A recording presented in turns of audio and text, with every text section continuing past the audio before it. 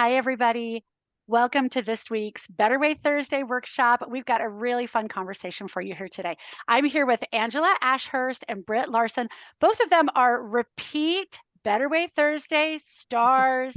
It is so fun to have them here and longtime friends of Tech Moms. So we love working with them. They have a great breadth of and depth of expertise in career development areas. I'm gonna let them introduce themselves, but great conversations. Angela was on here several years ago, pretty soon after we started, to help us write the perfect resume for a relauncher.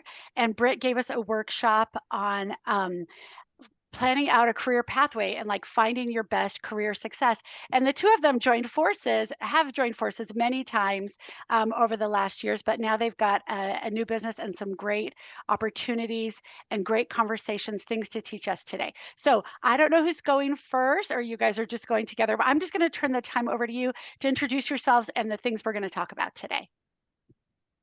We are so excited to be here, Robin. I think I'm going to start first and I'm going to share screen. So give me just a moment.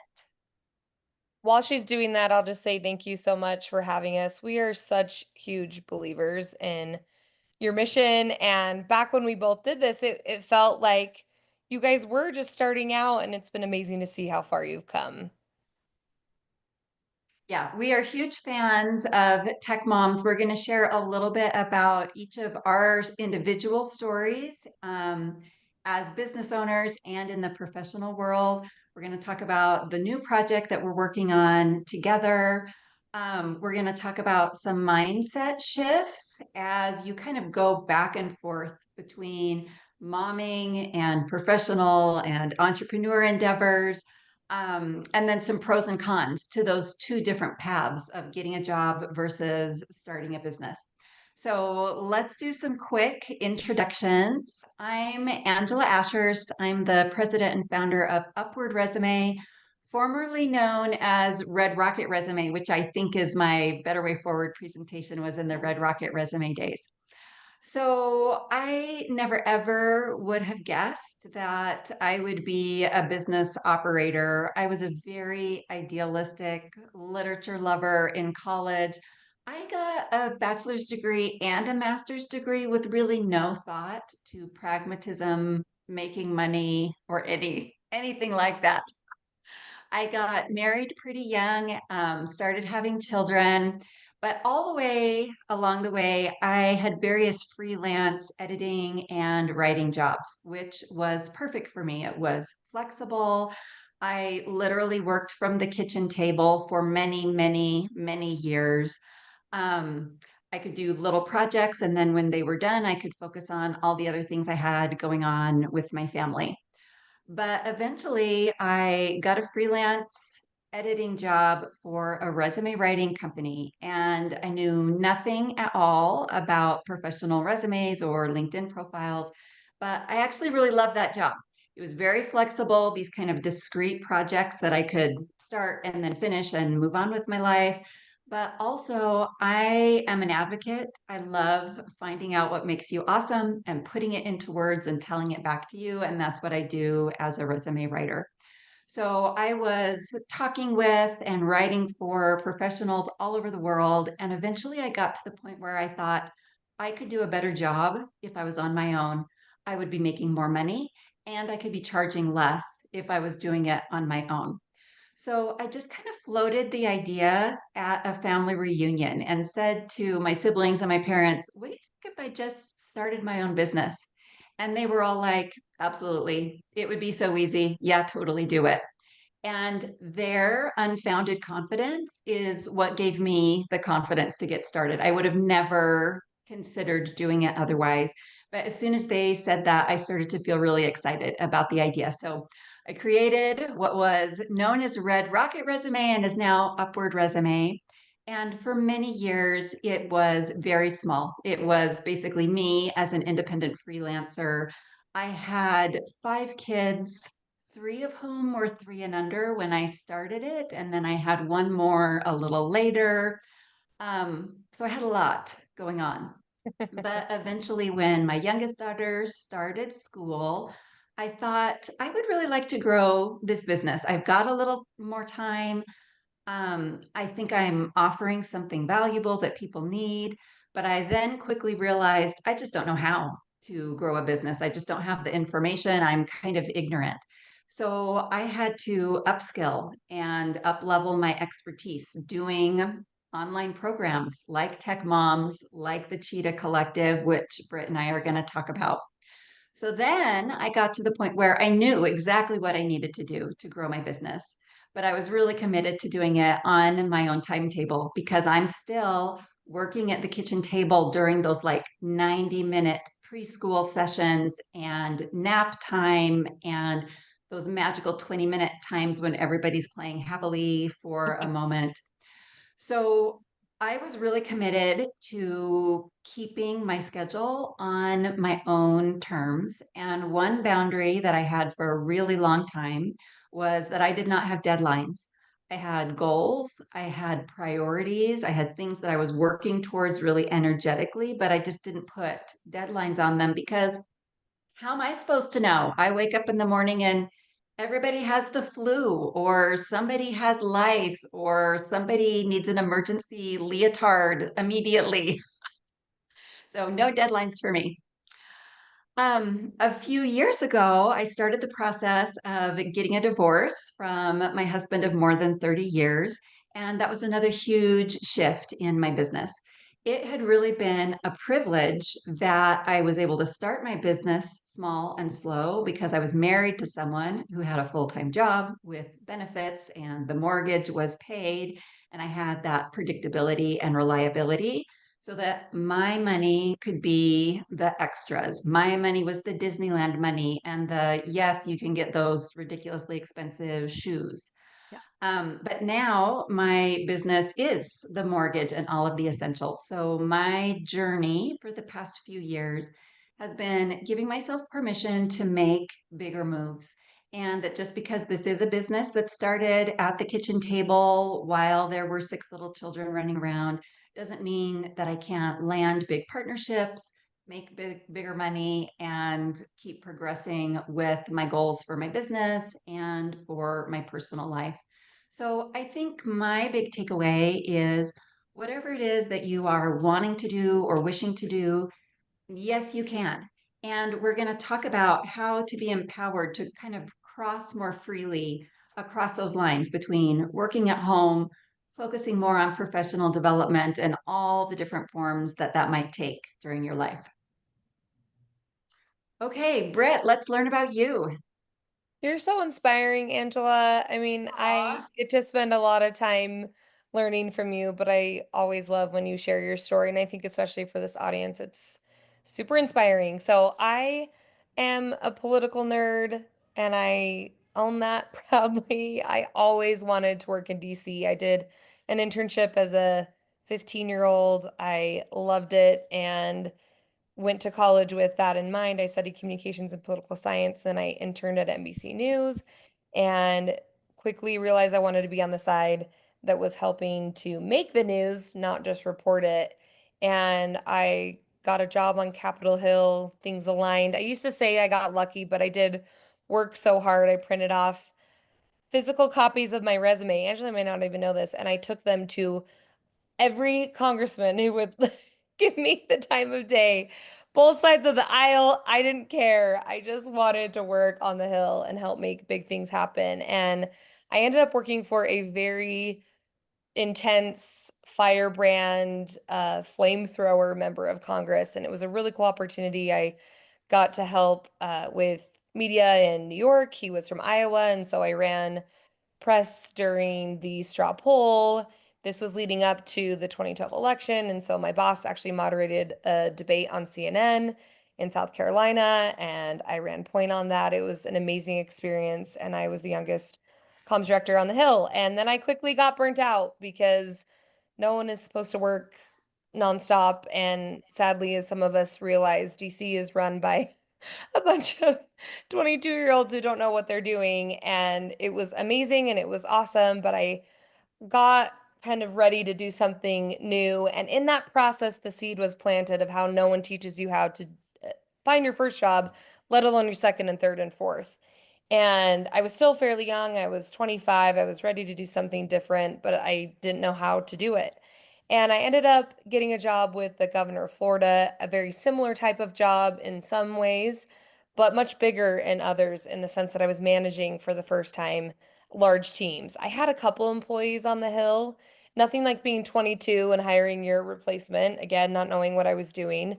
And my team in Florida was large. My boss had actually hired me, the chief of staff for the governor, to clean house. They couldn't figure out why nothing was getting done on the team that I took over. And they asked me to fire several people. And instead, I restructured the team, got everyone on board, and I was able to keep everyone around. And that's something I'm really proud of that, again, informed what I eventually did when I moved into the private sector. So I was super burnt out. It was leading up to 2016. I didn't want anything to do with politics like a lot of us were feeling at the time. And I was very single. And so my parents were encouraging me to move out of the South. And I ended up in Utah working in the private sector. I worked at several different firms. And my last job before I started my business was as a VP at a public affairs firm. I hired more than 50% of the company. It was close to 70 people. It was wild. It was insane. We spent millions of dollars every day on advertising. It was a blast, but again, really intense. And at the same time, I had gotten married and was ready to start a family. And I found out that we were going to have to do IVF. If you're familiar with fertility treatments, it's very intense and involved. And so I was working this 70, 80-hour week job where I was traveling to DC and other places. I was still running campaigns all over the country, including here in Utah. I helped a gubernatorial candidate here, and I was so burnt out. I was so done. And I really meant it this time. I was actually going to work on my terms, but I also was doing IVF. I had had a failed cycle of IVF that I really could chalk up to stress. And so, long story short, I started Livlyhood around that time. I was really hopeful about the state of working women. And it was also at the same time as Me Too. And so my generation was very impacted by things like Lean In. And I was seen as a manager that my girls, which I'm not supposed to say, but they felt like that these cute, just fresh out of college women who were ambitious and driven were also so scared. And my blog felt like this really beautiful way to share that you could love your work and find fulfillment and meaning in what you were doing without it taking over your life. And so I decided to share other people's stories really in my own journey to do the same for myself. So I start that. It's crazy. It blows up. People want to talk to me and they want my advice. And I didn't know how to structure charging for that. I coached for free for over a year. And I think about that now. I was making great money as a VP. And then I would go in my car at lunch and take client calls. And then I go back inside and do my day job. And I'm sure some of you listening have a similar story where you're trying to keep all these balls in the air. And eventually I decided to quit my job and focus on building my family. I did that in 2019, and Angela and I joined forces in 2020, which is just wild to think about now because obviously the job market was just rocked to its core right before we started working together. My two little boys are my proudest achievement, and I love being with them, and I love that my job allows me to do that. Next slide. Okay. Yeah, we want to, hold on. There we go. Introduce just really, really briefly the project that Britt and I started just this year, the Cheetah Collective, which is a business setup program. So we work with people who want to start a business, don't know how to get started, or don't have all the pieces in place. We help them launch that business cheetah fast and then come back and do refining and growing over time. And so we're missing a couple of our images here, but here are a few of our current founders who are doing amazing things already.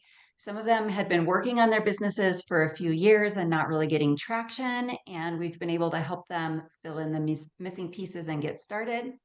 And some of them had no idea what they wanted their business to be. They just knew they wanted to do something. And we helped them get some clarity and get that started. And they're all Um, moms, right? and yes. Whoops, now I'm going the wrong way. Oh, just a quick preview. Sorry. Okay. There you go.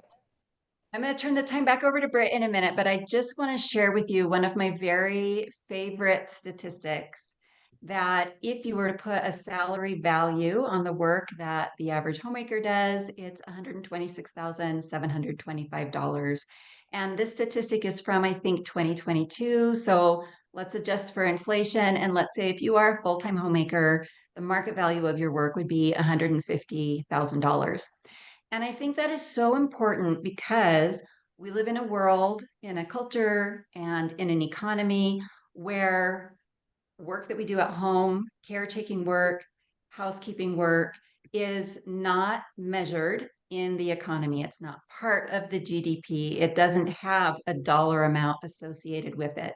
And because money and power and influence are all interrelated, that can really do some things to our self concept and our confidence moving from those unpaid roles into paid roles. So, this statistic I think is really important to tell you that even if you have never operated in the professional sphere, your work does have value. There's very clear research that the unpaid work that is done primarily by women holds up the whole economy, and that the skills that you have developed in that unpaid work directly are applicable to paid roles as well. So, in our world, there are these kind of lines between at home work and work at work. Even though we know at home you're doing work, there's this line between paid and unpaid. And there's even this line between working for a company versus working for yourself. And we're here to tell you that all of those lines are imaginary and that most professionals kind of cross back and forth over those lines, and particularly women cross back and forth over those lines. And we want to give you the resources, whether you are embarking on a professional path, wanting to up-level your career, wanting to start your own business endeavor. We want to empower you to feel confident on crossing back and forth over those lines. Britt, do you want to add to that or should we move on? I just was going to say that with our experience as resume writers and career coaches, we have helped so many people really understand that that barrier is internal, that hiring managers don't care, your family doesn't care, your friends, your future boss doesn't care. It used to matter. And I do think we should hold space for that, that if you left the corporate world 15 years ago and you're now part of Tech Moms and you're trying to figure things out, it did matter a lot more in the past. And that's what's been so cool about doing what we're doing now, is that we are seeing that it just doesn't matter. And we had a client just this week who has owned her own boutique. It didn't go well. I wish she had had us. I wish she had hired us 3 years ago. But she's ready to go back to the corporate world. And so we're refreshing her resume and she's going to do awesome. Of course, the Cheetah Collective was born out of me and Angela helping so many of our clients take their expertise and go become a consultant. We have done that over and over again, and that's where the Cheetah Collective was born from, was helping our executives, but even people at a manager level who just want to do more project-based work so that they can own their own time and have that freedom. And so, yes, it did used to matter, and I think we should acknowledge that, but times have changed, and it's been really beautiful to see our clients own this, because once you own it, then everyone else around you will too. And maybe you end up doing both. Several of the founders that Angela showed still have a 9 to 5, and they're building this out on the side, maybe in the hopes to quit their 9 to 5, or honestly, just to have another source of income and something that gives them some fulfillment that their 9 to 5 is not. So we've seen the real examples of this. That's why we do what we do. Sure. So a lot of what we talk about with our clients, Angela, like she said, she has a gift of taking what someone's good at and reading between the lines and really helping them sell themselves. And I have a superpower of being a cheerleader. So I love working with Angela because she helps people figure out how to articulate that. And then I just shove them into the spotlight. Like we just experienced this just this morning. Our spot on Fresh Living went live where we were talking about the Cheetah Collective. And I took one of our founders and she was so nervous, but I just thought, why not? Let's put you on TV. So this is what I do is remind everyone that in our own heads, and it may even be backed by real experiences where you have felt very much alone, very much like you didn't understand what was going on. And what I really try to stress about imposter syndrome is it's become such a catchphrase that we lean on it too much, in my opinion. Most likely you're just new at something. That is likely what's happening. And I can tell you if you're watching this and you're part of the Tech Moms program or you've done it before, you're likely just new. Angela and I have felt that every single day with the Cheetah Collective. We felt that putting these slides together. This is one of the first times we've presented about it. We started this program for real in March. It's only July. We are just kind of mucking through it, even though we have both built successful lifestyle service-based businesses. We had a lot of issues. I mean, we do every day. So remember that what you know is tangential to what other people know, and you don't have to be an expert at everything. And that's where we come in. We can help support you, but also trust your gut about the vendors that you hire, or think about what your superpower is, what you're best at, and how you might be able to monetize that. Let's go to the next slide. I I do love love how visual. you just normalize that imposter syndrome is just a normal feeling to have when you are doing new things and growing and progressing, which is what we all want to be doing. Exactly. That's why we started the Cheetah Collective selfishly, right? Like Angela and I were kind of seeing the writing on the wall with the economy. She's been really paying attention to how AI is informing resumes. I've been paying attention to the fact that people left their jobs in hordes in 2022 and now no one wants to leave because they're scared. And honestly, the both of us just kept getting asked questions about how we started our, respective coaching businesses. And we kind of had ignored it. Like I think Angela and I both were kind of like, ugh, I don't know. We just did it. And I felt guilty not being more helpful. And as I thought about it, and instantly we clicked on this idea of helping more people. That's exactly what I'm talking about on this slide. The more you own your success, you allow everyone to own theirs. And the more authentically women live this truth, the more money we all make. Because when we downplay our little business, or we downplay that we were a part of Tech Moms, or that we have this amazing new skill of being able to code, or whatever it may be, then everyone around you shrinks. And this, like, it honestly makes me emotional to think about the times when I have just owned my success, that everyone around me starts owning theirs. And it's beautiful and amazing. We all have experienced this, or you've been around someone who's like that. I often joke with my coaching clients, if you're not feeling confident, you can borrow some of mine. And it's not necessarily that I just think I'm so amazing. I just talk about what I'm good at. There's tons of stuff that I'm not good at. Angela knows this intimately. I tell her often, like, please don't make me do this. Or why did I get assigned to this? You should be doing this. And that's what's so great about having a partnership is we can build each other up and help each other with our weaknesses. But the more that we talk about what we're good at, just factually, and this is what I would tell my employees back in the day was just to own your success. And that honestly just means talking about it. And the more you talk about it, the more natural it becomes. Next slide. I'm going to give you one of my best tools. You can make it your own. You can come up with your own version of it. But I actually need to credit my sweet therapist in Washington, D.C. She didn't come up with this, but she is the first person. This is before affirmations were everywhere, but I would tell her how I would ride the elevator from the basement of the Capitol up into my boss's office. It opened into the congressman's office. And I was one of the lucky few. One of the cool things about being a director is I got to park at the Capitol, which was like surreal. I think about it now and I'm like, I can't believe that was my job that I got to drive in there, but I had no clue what I was doing. And I would tell her that all the time. And she said, really? Because you did it yesterday.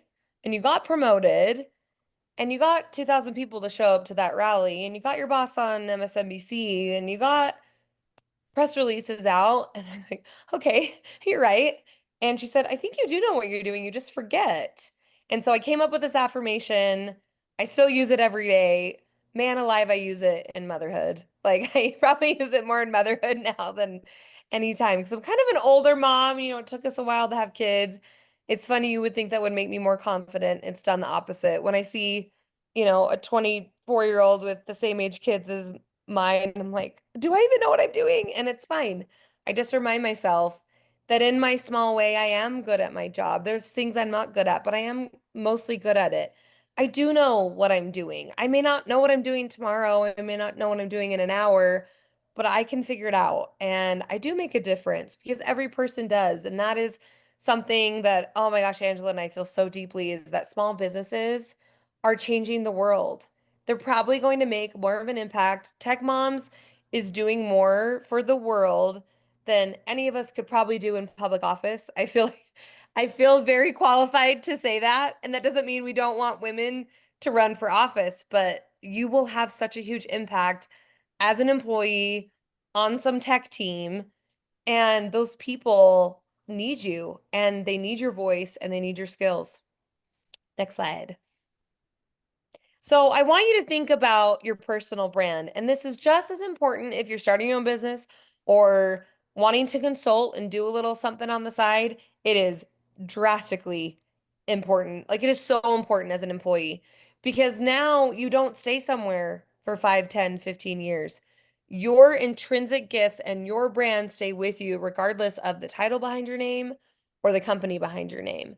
And again, that's just as true as an entrepreneur as it is someone who is out there earning a salary or maybe an hourly rate. This is true regardless. I also just think it's so important to remember this about yourself because then again, you can remember it about other people and you can help build up their personal brand. So I'm just going to quickly go over these things that kind of make a brand. This is where my PR hat gets put on, but doing PR for yourself is so important. You have to market yourself. I often say women have two jobs. It's the actual job they were hired for, and the second one is to advocate for themselves. And I hope someday maybe our daughters won't have to do as much of this, but for now, this is kind of how things work. And honestly, the men that we work with, Angela and I work with both men and women, they struggle with imposter syndrome too. It looks a little different, but this first one is to differentiate. And the idea here is not that you have to be so different, but it's to help you stand out. And the most obvious way to emphasize this is that most of us are so good at something that we don't realize it. It comes so naturally to us that we don't even know how to articulate it. Angela and I see that all the time with our clients that we're kind of like digging through, honestly, the BS that they say about themselves. And you're like, wait, that's really different. Do you recognize that? Well, yeah, no one I've worked with is like that. Okay, you're wired differently. And until you are able to articulate that, no one else around you is going to be able to pay you for that, hire you for that.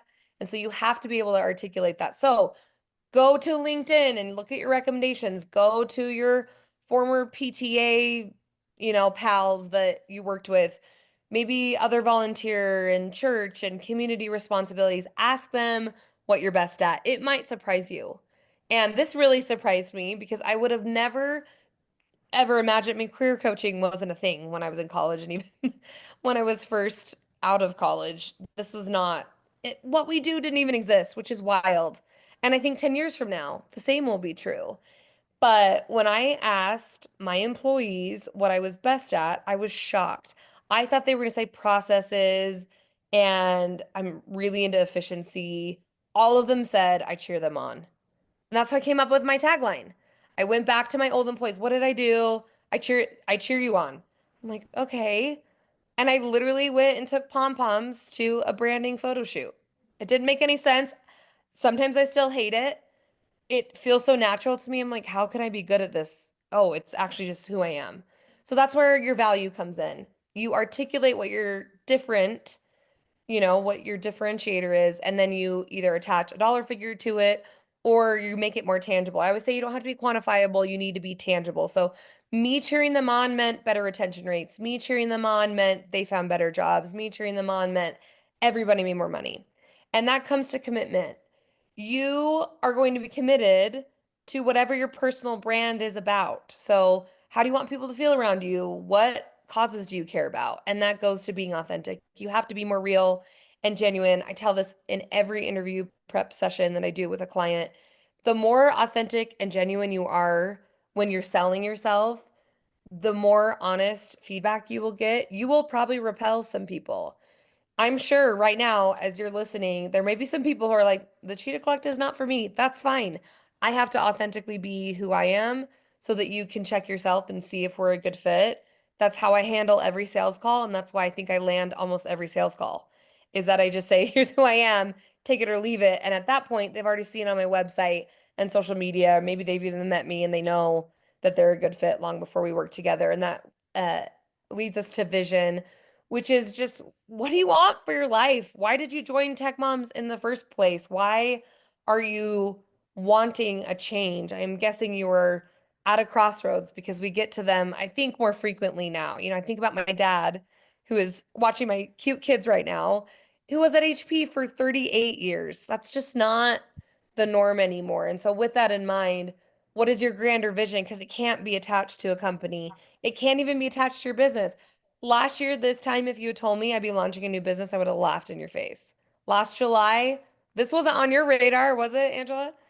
So, but the vision of my life, this definitely fits into. So, that's your personal brand. So, I really do think that we focus on creating value when we own what we're best at. And when we don't talk about that enough, then your value feels diminished or it feels cheap. It seems like it has to be a dollar amount.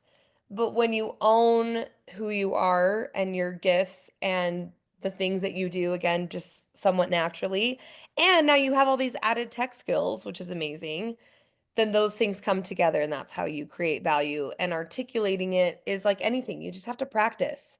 You have to talk about it. You have to ask for feedback, which is super vulnerable and uncomfortable. Let's go to the Britt, next slide. Britt, can I Yeah, hop in go for a ahead, Robin. second? Of course. Just thinking about what you're talking about. This is one of the reasons why I wanted the two of you to come do this workshop for us, is because this idea of starting your own business and being a consultant or doing a service business or something like that is really attractive to a lot of our community. And it's mostly because of the idea of flexibility, Yep. that I want to work how many hours I want to work. I can't be chained to a desk all day, things like that. And so there definitely are elements to being an entrepreneur or being a consultant that are really, really attractive to a lot of our tech moms. At the same time, we also know entrepreneurs usually work harder than anyone else, and The that feeling of irony. responsibility, the uncertainty, like there are definitely pros and cons. But even these last couple of slides, when you've been talking about kind of how to be creating your brand and recognizing what you give, like what is the process that people go through that helps them make this decision? When you talked before, like, what am I really good at? What is the thing that I do better than anyone else? How do people even know that, right? Like we've got some new Yeah. skills. I'm like, oh, I can do digital marketing, or I can do data analysis, or I could do some, like I can track down cybersecurity issues, different things Yeah. like that. But then how do we know even if there's a market for the skill that I have, Will or someone how pay do I me? recognize my Yep. skills? Yeah. I mean, both of you have done this process. You've worked with a lot of clients. Like, where is the starting place for people when they start to think maybe I should do something on my own? I love that you're identifying the major pain point, which is the first question, which is, should I even do this?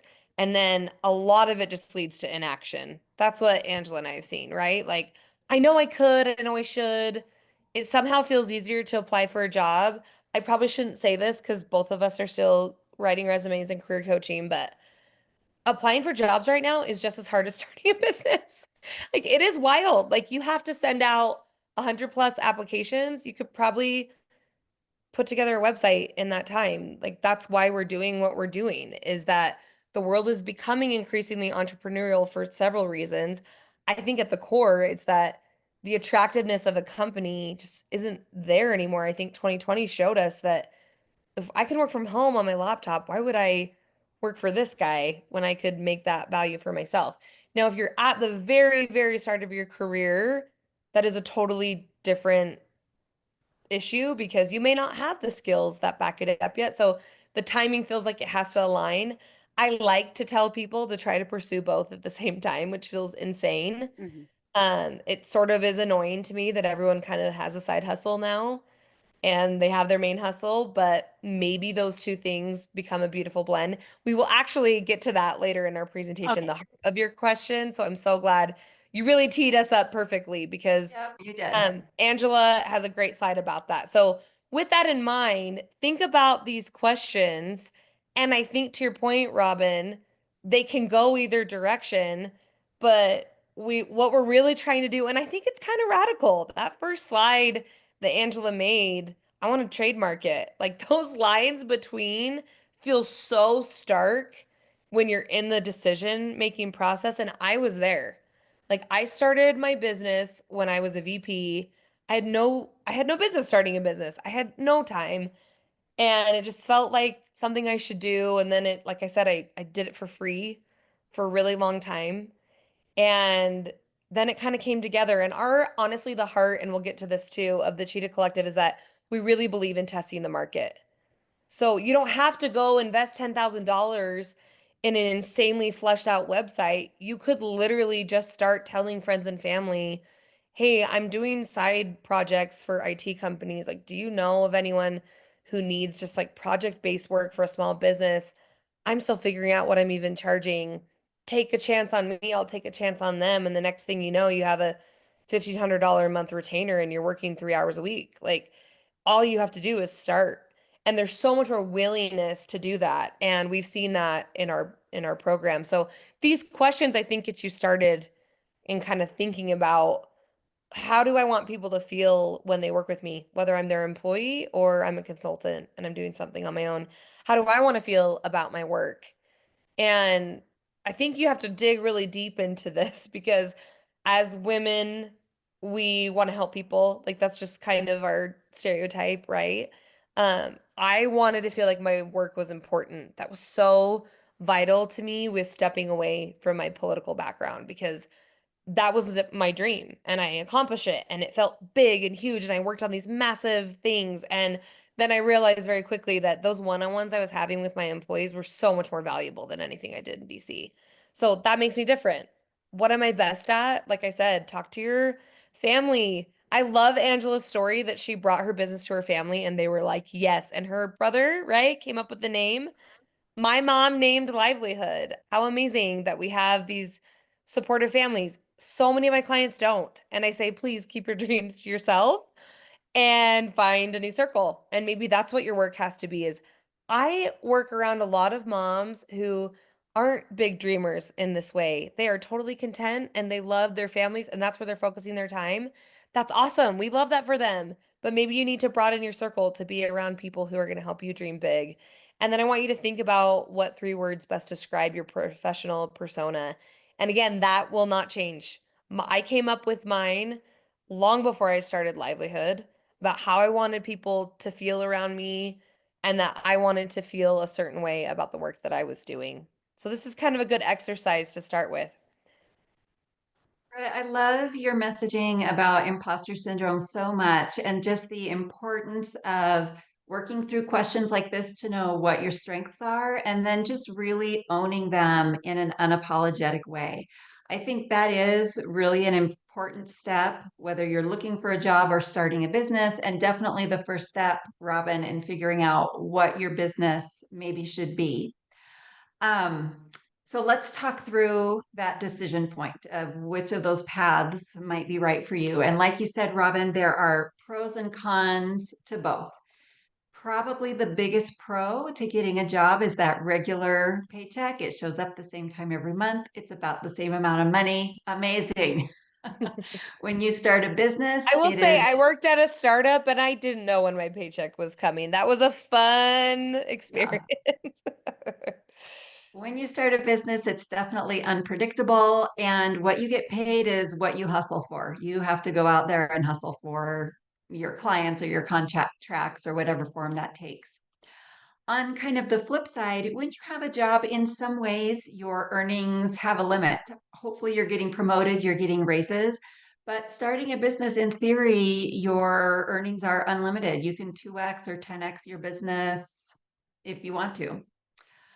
When you get a job, you're working on somebody else's projects, on somebody else's schedule. And when you start a business, you choose how to allocate your time. When I get up in the morning, I decide, am I catching up on all my client work? Am I going to work on some back end stuff of my website? Am I going to work on some new partnerships? Am I going to write a new blog post? I get to decide, and I get to decide how much I'm doing the hustle, and if I'm going to maybe phone it in for a couple weeks because it's the summer or whatever might be happening. I think Britt and I both really feel that time freedom is the biggest benefit to having your own business. And I feel so grateful as a single mom that I do have a business I can rely on. I work from dance conventions, doctor's waiting room. I take calls in the car all the time, and I can be anywhere my kids need me to be at any time if they give me just a little bit of advance warning. So for me, that time freedom is huge. And the traditional 5 days a week, 9 to 5, just is not uh, very doable for many women for lots of reasons.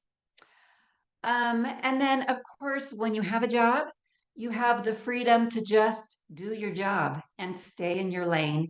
Britt and I know a lot of successful founders who've been making good money, who shut down their businesses so they could just get a job, go to work, do their thing, not have to do the hustle, not be worried about every single piece of the puzzle. So balancing that freedom of being able to just do your job and then go home versus the freedom to build what you want. The benefits of more predictability versus the benefits of more flexibility.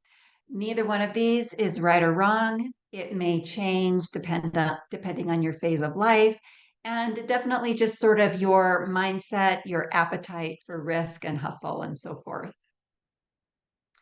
So, if you are thinking you would like to start a business, here are the prerequisites that you need to have. The first one is you need to be ready to handle business operations and not just make cupcakes. And this comes from a famous business book about someone who is really good at making cupcakes, loves making cupcakes. Everybody loves their cupcakes and wants to buy them.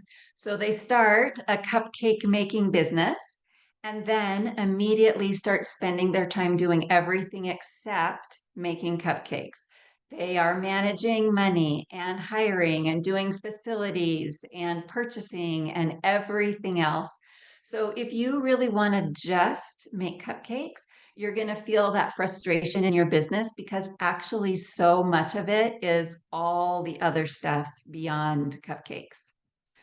To start a business, you need to be able to tolerate risk. And that means just your own mindset of handling uncertainty and that things are going to be messy, things are going to go up and down, some things are going to work, some things are not going to work. And it also maybe means financially that you are able to absorb some slow ramp up periods or some ups and downs. And then I think the most important one is you need to enjoy the hustle. You need to like that process of solving problems, figuring out how to make things work, figuring out which lever to push, what to start next. I really enjoy that puzzle piece, figuring it out element of running a business. And if that sounds totally exhausting for you, then maybe starting a business is not the direction you want to go. And then Britt has touched on some of these already, but these are the few areas of quicksand where we see people really getting stuck when they want to start a business, but they're not moving forward. And the first one is just wasting time and money on dead ends. When you first start your business, you don't know which avenue is really going to pay off and which ones are not. And so sometimes you get stuck kind of going down this long, expensive, time consuming dead end that does not really pay off. And related to that is like spiraling down into perfectionism, on things that are not really going to move the needle. And the classic example is, instead of starting your business, spending 6 months perfecting this $10,000 website, when in reality, you just need something really simple and basic so you can get started. And then the other thing we see is just the overwhelm. There's so many pieces to the puzzle. You have to have the bank account, and you do have to have the website, and you need an email list, and you need your messaging. You have to figure out your pricing, what even is an LLC. And so people just get overwhelmed by all of those pieces and are paralyzed and don't even get started. And so the solution to all of these, and the way to find out if your talents have a spot in the market, if they're really monetizable, is to start fast and then refine and grow. And that's really what we focus on in the Cheetah Collective, is let's check the boxes on all of those different pieces of your business. Let's get the minimally viable version of it up and running so you're fully operational. You can start taking clients, and those first few client engagements are going to give you so much clarity. Is what you're delivering what people really need from you, or is their need a little bit different from what you thought it was? The way you are talking about your business, is that the way your users or clients also talk about it, or do they see it slightly differently? Once you're out there in the market and starting to get some clients, then you're getting all of this feedback about what's working, what's not working, and how to pivot. So, rather than having that $10,000 website, we create a really simple, basic website for you so you can get started and then build from there. Britt, do you want to add anything on that? Whoops, you're muted. I muted myself because I laugh at you and I know it's distracting and I'm laughing with you and wanting to make comments because And also it's fine. it's fine. I just love this because I think what we're doing is really different because I goes back to Robin's question. This is really paralyzing.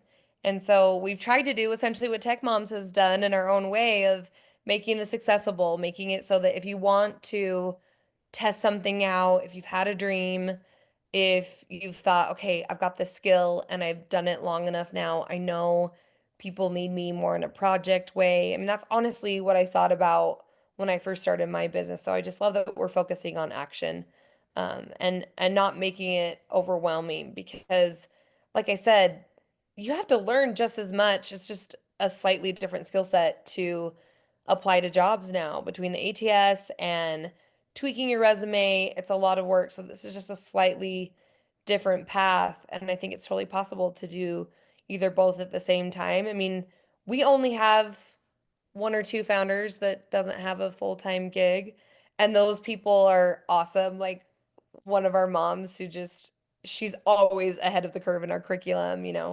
But we're just starting out and we're hoping to help more moms, like Angela said, find that time freedom. The other thing I will say is just like upping your hourly rate. And that doesn't necessarily happen a year or two into using a new skill. Maybe it's 5 years, but I work so much less than I used to. I mean, it's crazy to me how much less. And it's because I had a super intense job and the paycheck that came with it. And it didn't instantly become this way, but being able to really hone in on, okay, I can work when I want to, but I also can make more money. That's our hope for our founders long term. Yeah, that's a good point. That sometimes with a full-time job, your earnings are in effect limited because you're sort of committed to that time period. Whereas, especially when I was running my business at the kitchen table during nap time, I could get so much done in that 70 minutes because I was super focused. Well, that's why we love hiring moms, right? Yes, yep. We want to just touch on these really briefly. We're kind of getting to time, Britt, so we don't want to keep people for too long. Okay. But these are truths that we see in business, in your professional endeavors, and also, as a mom as well. You're going to try things that don't work. Some things you launch are going to flop. there's going to be snafus, websites are going to break, you send out something really important with a big typo, you do your best, your client is unhappy, things aren't going to grow as fast as you would like them to. Once you sort of embrace the fact that all of these truths are just the reality of life, then that kind of frees you up to, do your best to avoid these as much as possible and just stay in a solutions mindset and roll with it when they do happen.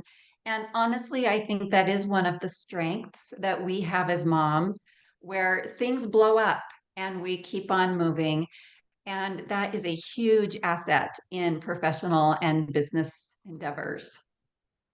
And then we want to share with you the Cheetah Collective philosophy of business and of life, which is that done is better than perfect.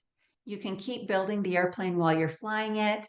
80% done is done. We've talked about how taking clients is the best way to proof of concept your business. We've talked about how you have to sell to make money, and that applies when you have paid employment just as much as when you have your own business. You need to continue selling your value. We believe in trusting the process. The messy middle can be really messy and can last for a really long time, and trust that it's all going to come together. You don't have to know the end from the beginning if you continue moving forward. And we're also big believers that for women, making money is a service to the world. There are all kinds of studies about how when women have more control over more of the money, there are big positive outcomes for families and communities and cultures. So the more you have access to money, the more influential you can be, the more freedom you can have, and the more good things you can do with your life. Amen. Amen. And do you want to share this, Britt? Absolutely. We would just love to help you. We'd love to talk to you if you're at that crossroads that Robin asked about. If you're thinking, I've got this great job, but I also have this idea, and maybe it is making cupcakes. Now I really want a cupcake. You don't have to use the same skill. And in fact, if it's tangential, we've seen that work really well for people where it's just scratching an itch that your, traditional 9 to 5 is not. And I felt very limited by the corporate world as a woman. I felt like I was constantly giving.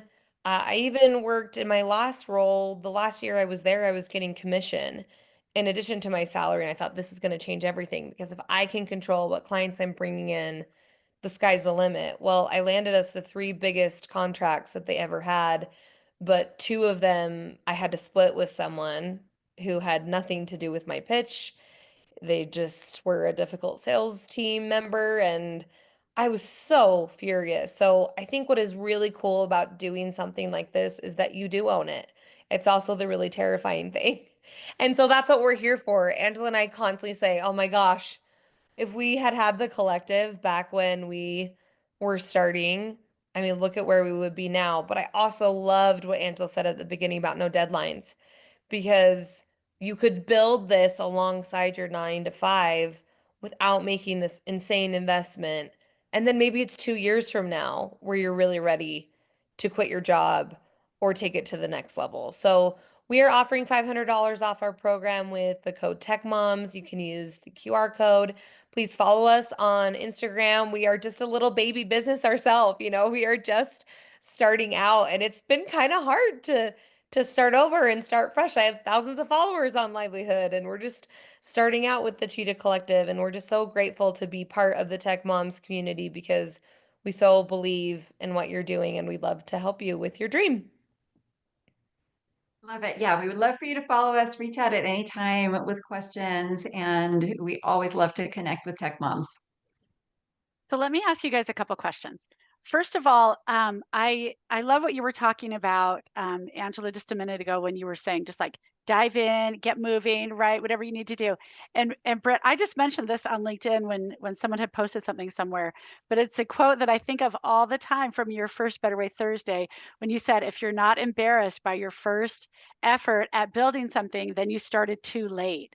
And I think about that all the time because I am one of those perfectionists. I needed We Trina all to are. start. Yeah, well, we're not all. I needed Oh Trina yeah. to start Tech Moms with me because I would never have done it on my own because I would have waited till I had the perfect idea. I was going to launch a coaching business for women who wanted to reenter the workforce. And I spent like 8 months trying to come up with a name of what I would call my business. Like, that's stupid, right? And Yeah. then I meet Trina and she's like, okay, well, I already emailed everyone we know. Like an hour after I talked to her, she's like, I emailed everyone we know and told her we're I doing this. love I'm like, Cheetah. what? Oh my gosh, like I was so freaked out. But like, so that's one of the things that when we have an idea, we can get in our own way if we're too worried about making everything perfect. So that's one of the tricky things. And related to that thing I was just saying about Trina and Mikkel, both are we're a really good balance for each other. Um, One of the things I had to learn about myself um, is that I am not an executor. Like I don't have any execution skills. That's just not my nature. I'm more risk averse. I'm more like pensive, and a couple different things come together. I remember reading a book on managing myself. It was a Peter Drucker article, I think, and it was talking about your own working style. And one of the things, like we know, am I more quantitative or qualitative? All these different pairs, but one of the questions he asked was, do you need to be the boss or do you want to be the second in command? And I was like, that's such a weird question. Wouldn't everyone want to be the boss? But I thought about it for a second. I go, oh, I don't. Like, I don't want to be the boss. I thought, and I thought right when I read that I needed to have a boss, but all I really needed was a partner. But I didn't want to be by myself. Mm, And I love, love and you guys that. both have your own independent businesses, but I'm sure that you're working together because you've both realized there are things that are better by doing this with a partner. So we can run our own businesses, but also we have these partnerships. And so that's another thing for people to consider. Do I need a partner? Then choosing a partner is a whole nother can of worms, right? Yeah, But we'll do another webinar about that. yeah.